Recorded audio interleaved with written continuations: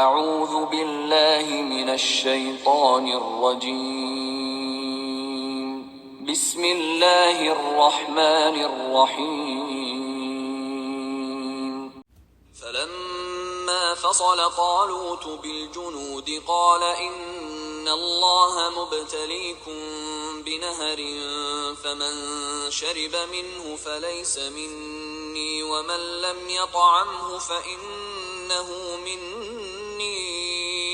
إلا من اغترف غرفة بيده فشربوا منه إلا قليلا منهم فلما جاوزه هو والذين آمنوا معه قالوا لا طاقة لنا اليوم بجالوت وجنوده قال الذين يظنون أنهم ملاقو الله كم من فئة قليلة غلبت فئة كثيرة بإذن الله والله مع الصابرين۔ السلام علیکم ورحمۃ اللہ وبرکاتہ۔ میری پیاری بہنوں، کیسے ہیں آپ؟ اللہ سبحانہ وتعالیٰ آپ کو خوش رکھے، آباد رکھے، ایمان کی سلامتی عطا فرمائے، نیکیوں کی توفیق دے، اور اللہ سبحانہ وتعالیٰ اس کے اجر کو محفوظ رکھے اور دنیا میں بھی اس کی برکت سے آپ کو نوازے، آمین۔ رب اشرح لی صدری ویسر لی امری واحلل عقدۃ من لسانی یفقہوا قولی ربنا زدنا علما، آمین۔ اچھا جی، اب ہم آگے پڑھیں گے کہ طالوت کا لشکر اب نکلتا ہے جنگ کے لیے، جو انہوں نے خود سے مانگی تھی۔ بنی اسرائیل نے اپنے منہ سے کہا تھا کہ ہمارے لیے پہلے بادشاہ مقرر کریں، کیونکہ ہم جنگ کریں گے اپنے دشمنوں سے اور ہمیں ضروری جنگ کرنی ہے تاکہ ہم بدلہ لے سکیں، اور مطلب اس طرح کی انہوں نے بہت سارے دعوے کیے تھے۔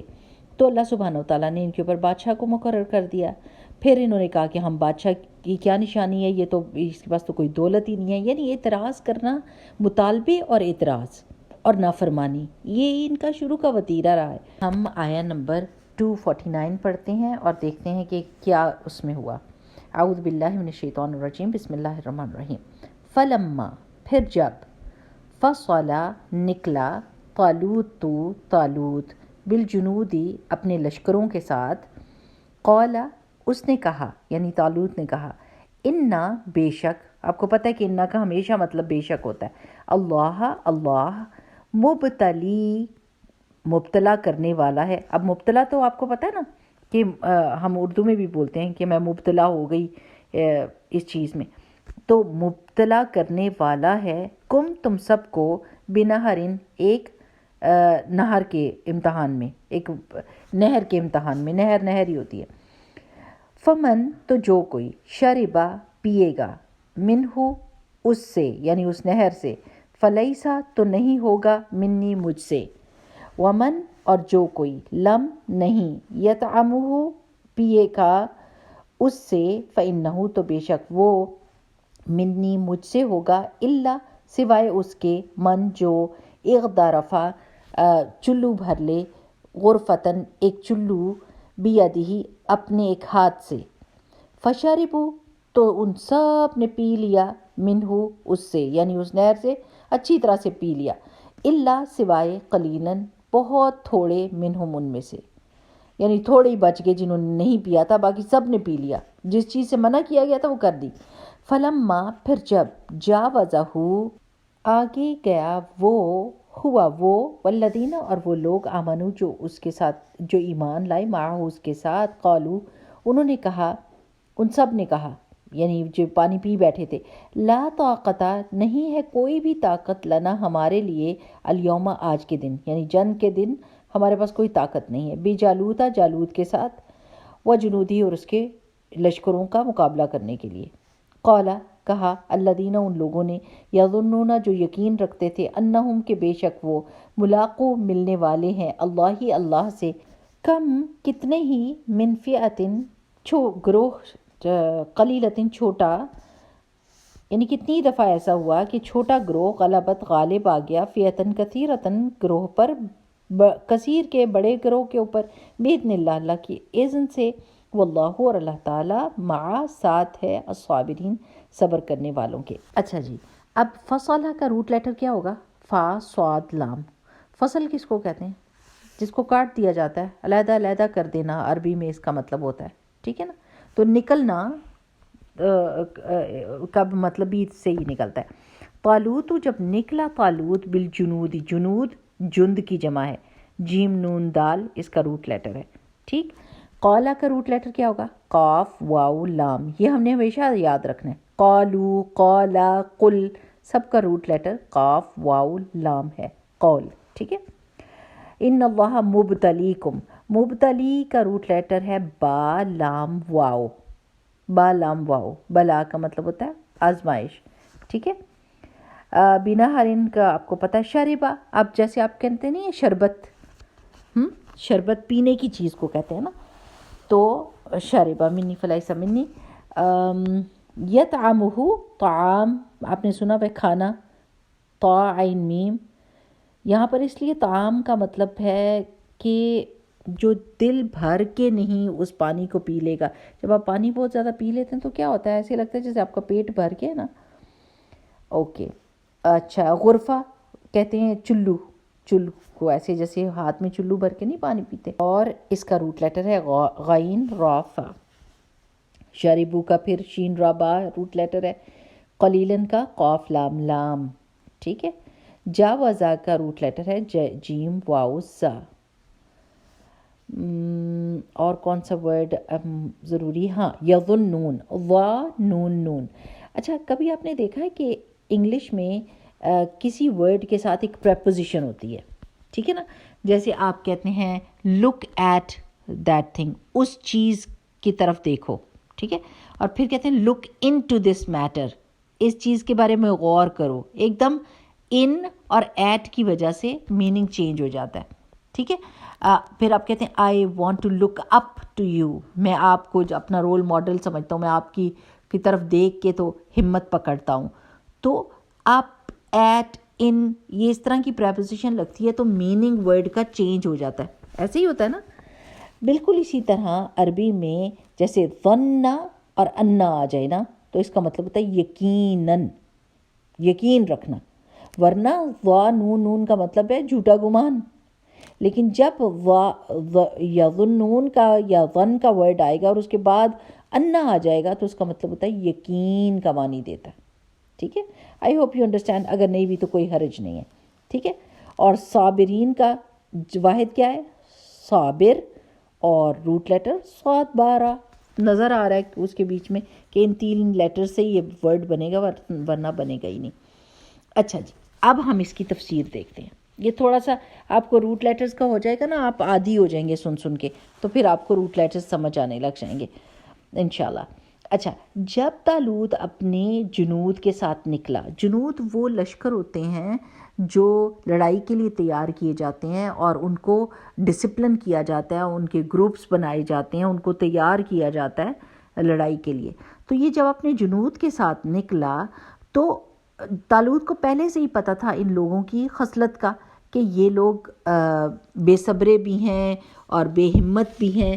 تو اس نے اپنے لشکروں میں سے ان لوگوں کو دیکھنا تھا کہ جو صبر کے ساتھ جالوت کا مقابلہ کرنے کے لیے اس کے مددگار ہوں گے. تو طالوت نے کہا کہ اللہ سبحانہ و تعالیٰ آپ سب کو نہر کے ساتھ آزمائے گا. یہ راستے میں ایک نہر آنے والی ہے، یعنی بہتا ہوا پانی کو نہر کہتے ہیں نا، تو پانی آنے والا ہے اور اس کے ساتھ اللہ تعالیٰ آزمائے گا.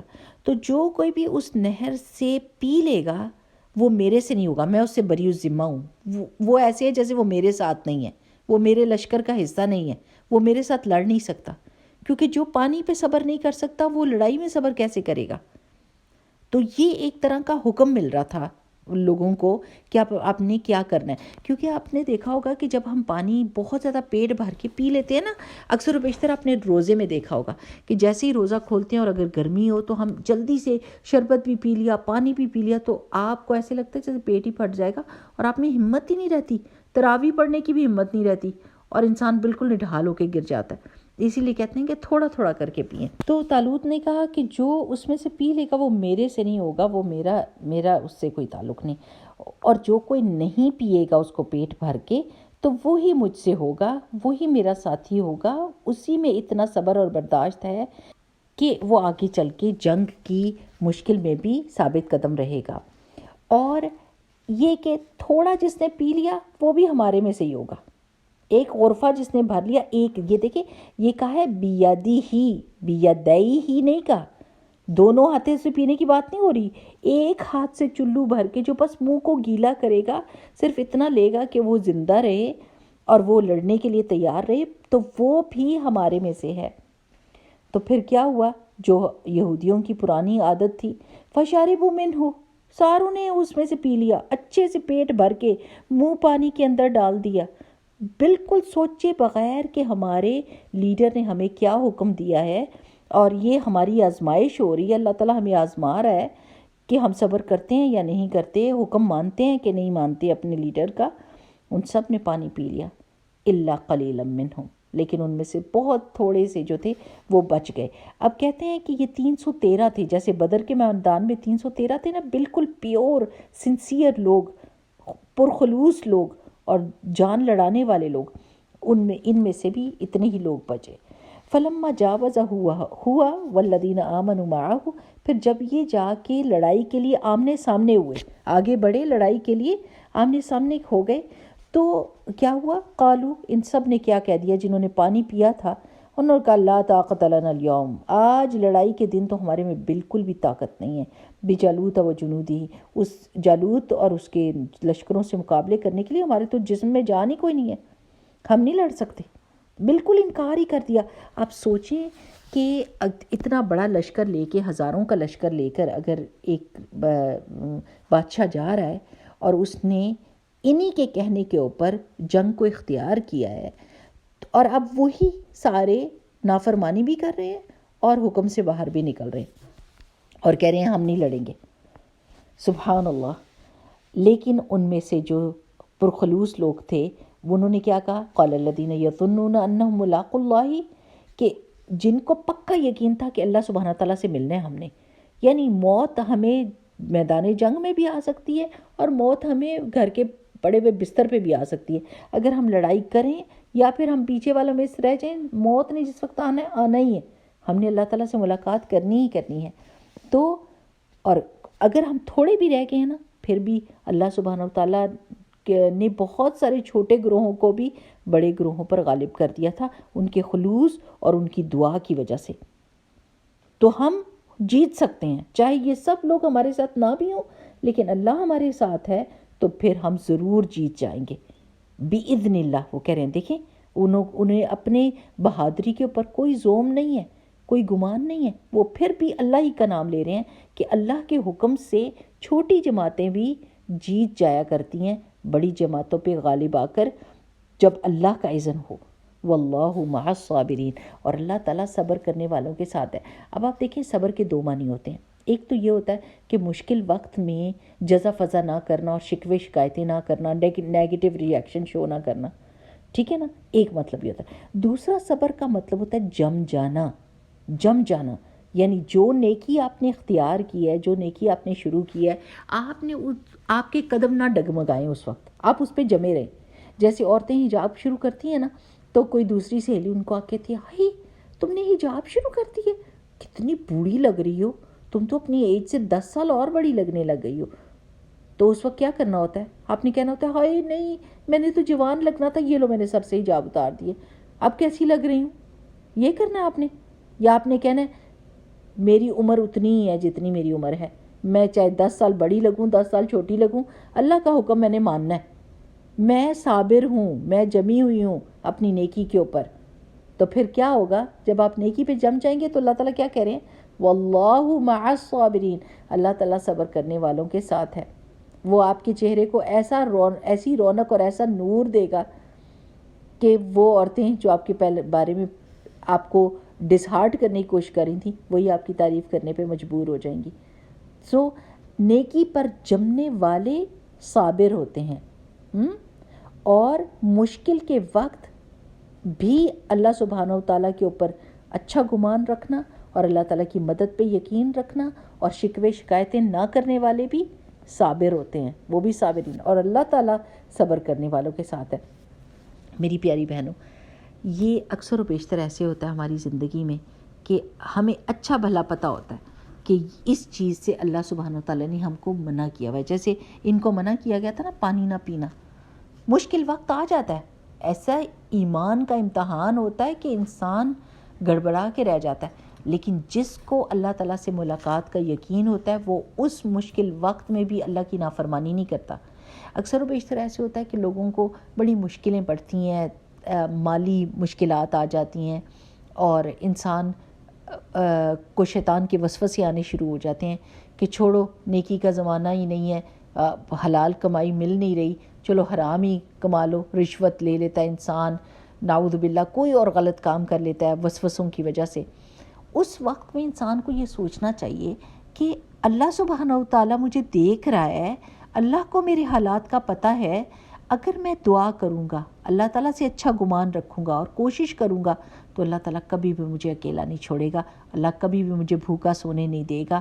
اللہ سبحانہ و تعالیٰ میری کوشش کو ضرور کامیاب کرے گا، غیب سے مدد کرے گا. یہ اللہ تعالیٰ کا وعدہ ہے کہ وہ حلال کے اوپر جم جانے والوں کی مدد کرتا ہے اور وہ راستے کھول دیتا ہے جس کی وجہ سے رزق میں فراخی ہو جاتی ہے، دعا سے اور کوشش سے اور اللہ تعالیٰ سے اچھا گمان رکھنے کی وجہ سے. لیکن اگر انسان اس وقت میں گڑبڑا جائے، جیسے وہ حضرت علی والا واقعہ میں، وہ ایسا زبردست قسم کا واقعہ ہے کہ انسان کو لگ پتہ جاتا ہے کہ انہوں نے اپنا گھوڑا اس غریب بندے کو دیا کہ یہاں کے اوپر کوئی کھونٹی نہیں ہے جس سے میں اپنا گھوڑا باندھ سکوں، تو تم ذرا اس کو پکڑو، میں 1 منٹ میں مسجد میں جا کے کوئی کام کر کے تو میں نے واپس آنا ہے، تو اتنی دیر میں آپ اس کو پکڑ لو.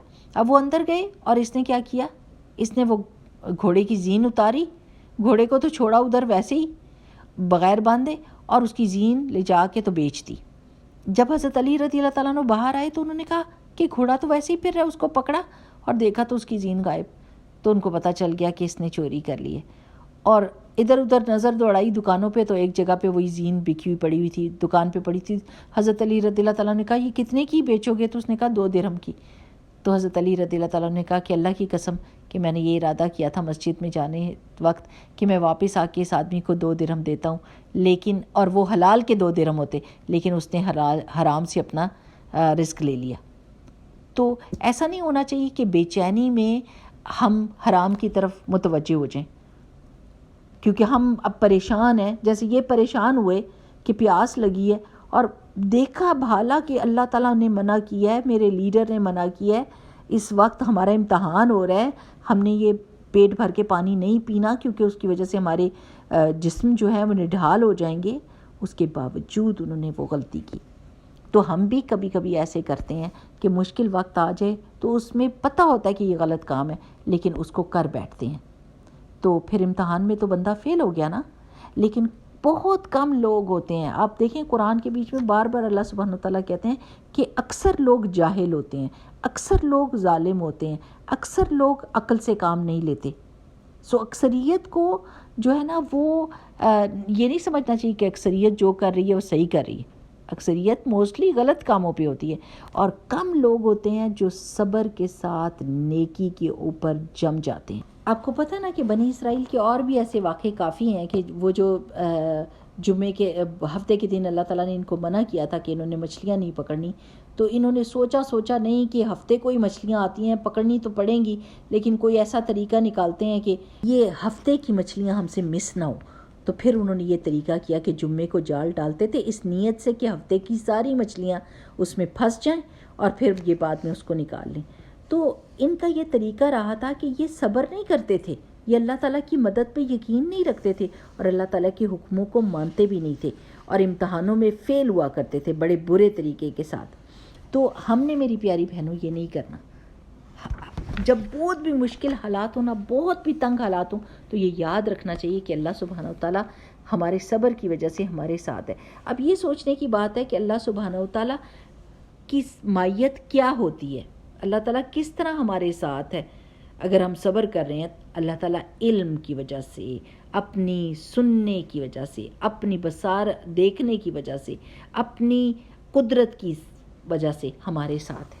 یعنی یہ وہ چیزیں ہیں جس سے اللہ تعالیٰ کی مائیت ثابت ہوتی ہے کہ اللہ تعالیٰ ہماری دعائیں سن بھی رہا ہے، ہمارے حالات کو دیکھ بھی رہا ہے، اللہ تعالیٰ کے پاس اتنی طاقت ہے کہ وہ ہمارے حالات کو بدل سکتا ہے.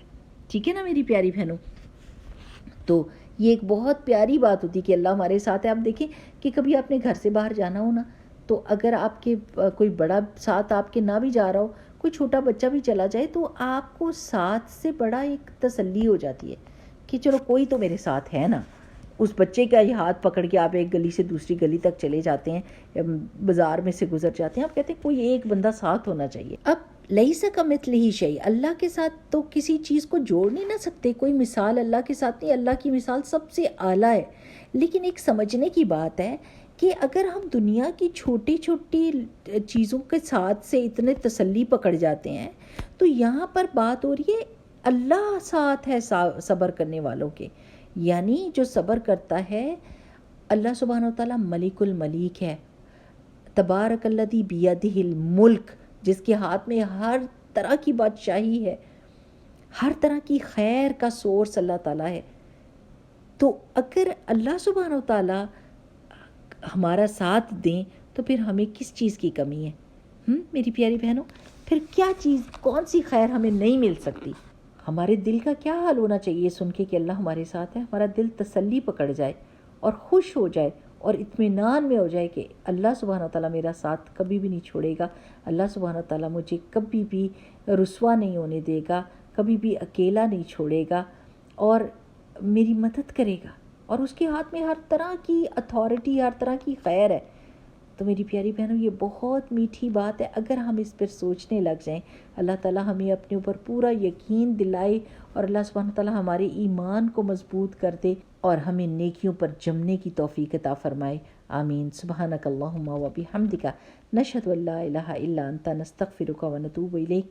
یہ دعا مانگا کریں نا، اللہم انا نسألک ایمانا لا یرتد ونعیما لا ینفد ومرافقت محمد صلی اللہ علیہ وسلم فی اعلی جنت الخلد. آمین. السلام علیکم ورحمۃ اللہ وبرکاتہ.